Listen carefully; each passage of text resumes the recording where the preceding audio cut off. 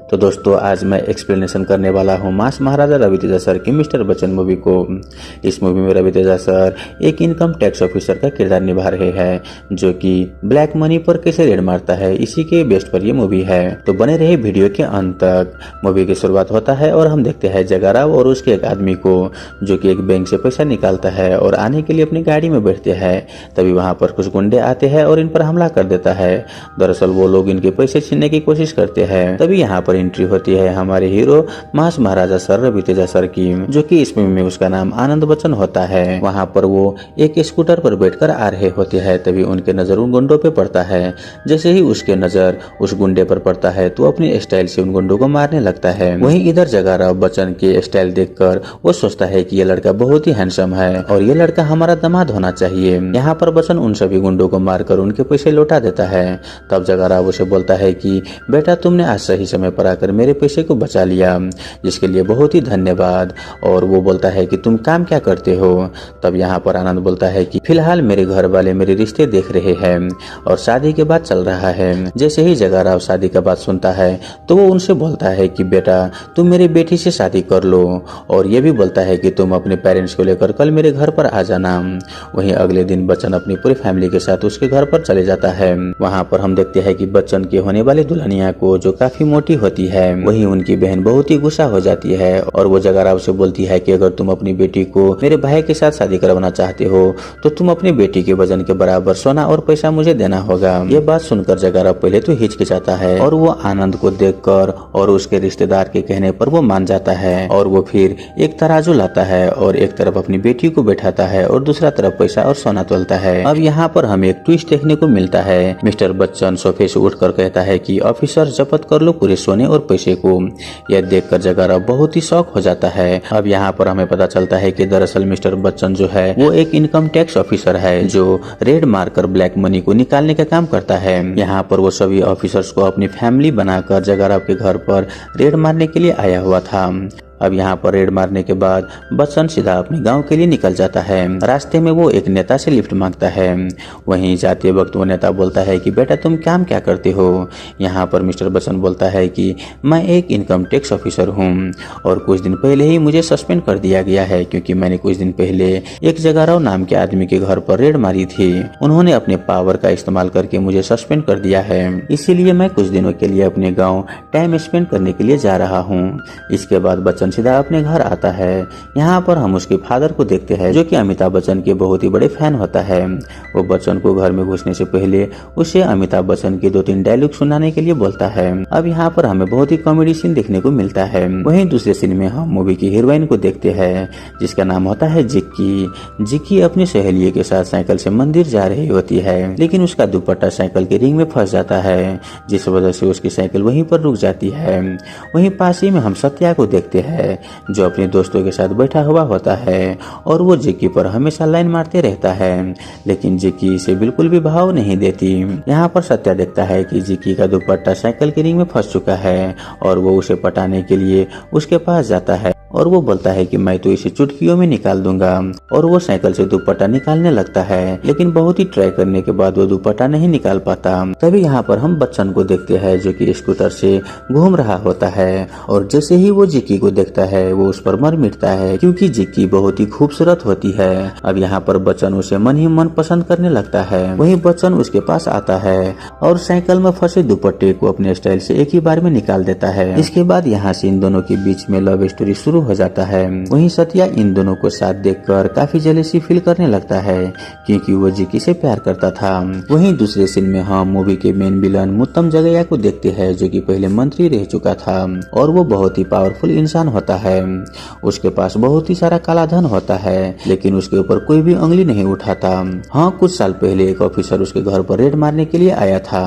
वो उसके गोदाम से दारू की बोतल निकालकर रोलर से कुचलवा दिया था, लेकिन जैसे ही ये बात बात मुत्तम जगया को मालूम चला तो वो उस रोलर से उसी ऑफिसर्स के पैर में चलवा दिया। तभी से उसके ऊपर कोई भी उंगली नहीं उठाता। वहीं बच्चन और जिक्की के प्यार बहुत ही गहरा होते जा रहा होता है। दोनों आपस में बात करने के लिए एक टेप रिकॉर्डिंग का इस्तेमाल किया करता है, जिसमें एक तरफ भजन और दूसरी तरफ बच्चन प्यार भरी अपनी बातें रिकॉर्डिंग करके जिक्की के पास भेज दिया करता है। अब एक दिन जब जिक्की के फादर हर बार की तरह मंदिर में भजन चलाने वाले कैसेट को डालता है, तब वो गलती से रिकॉर्डर को उल्टा लगा देता है, जिस वजह से मंदिर में बच्चन और जिक्की के प्यार भरी बातें चलने लगता है। अब यहाँ पर ये सुनकर वो लोग बहुत ही हैरान हो जाते हैं और उसे मालूम चल जाता है कि बच्चन और जिक्की एक दूसरे से प्यार कर रहे हैं। अब यहाँ पर हम बच्चन की फैमिली को देखते हैं, जो कि जिक्की के हाथ मांगने के लिए उसके घर पर आए हुए थे। जिक्की के पिता बच्चन से काफी नाराज होता है। तभी यहाँ पर इनकम टैक्स डिपार्टमेंट के कमिश्नर का कॉल आता है, जो कि जिक्की के फादर ने उठाया था, और वो बच्चन से बोलता है कि यह कल तुम्हारे लिए है। तभी वो ऑफिसर बच्चन से बोलता है कि तुम्हारा सस्पेंशन कैंसिल हो गया है। अब ये सुनकर बच्चन काफी खुश हो जाता है। वहीं जिक्की के परिवार वाले भी खुशी से शादी के लिए हाँ कर देता है और वो लोग कुछ ही दिनों में शादी के डेट कंफर्म कर देता है। अब यहाँ पर बच्चन जिक्की से बोलता है कि मुझे ज्वाइनिंग करने के लिए यहाँ से अब जाना होगा। वहीं जिक्की बच्चन के यहाँ से जाने पर काफी उदास होती है। खैर अगले सीन में हम देखते हैं कि बच्चन इनकम टैक्स डिपार्टमेंट जाकर फिर से ज्वाइन कर लेता है। वहाँ पर कमिश्नर बच्चन से बोलता है कि तुम्हें यहाँ पर जगया के घर पर रेड मारने के लिए बुलाया गया है, जिसके पास बहुत सारा ब्लैक मनी है और हमें वो जब्त करना होगा। अब यहाँ पर बच्चन तुरंत ही अपनी टीम को लेकर मुत्तम जगया के घर पर चले जाता है। मुत्तम जगया को जैसे ही पता चलता है कि बच्चन मेरी प्रॉपर्टी पर रेड मारने के लिए आया है, तो वो बच्चन से कहता है कि तुम मुझे नहीं जानते, मेरा बैकग्राउंड बहुत ही बड़ा है, तुम्हारी नौकरी के साथ साथ तुम्हारी जिंदगी भी खतरे में आ सकते हैं, इसीलिए तुम यहाँ से चले जाओ। लेकिन बच्चन बोलता है कि मुझे इससे कोई फर्क नहीं पड़ता कि तुम कौन हो और तुम्हारी बैकग्राउंड क्या है। मैंने न जाने तुम जैसे कितने के काले धन को सीज करके सरकार को डिपॉजिट कर दिया है।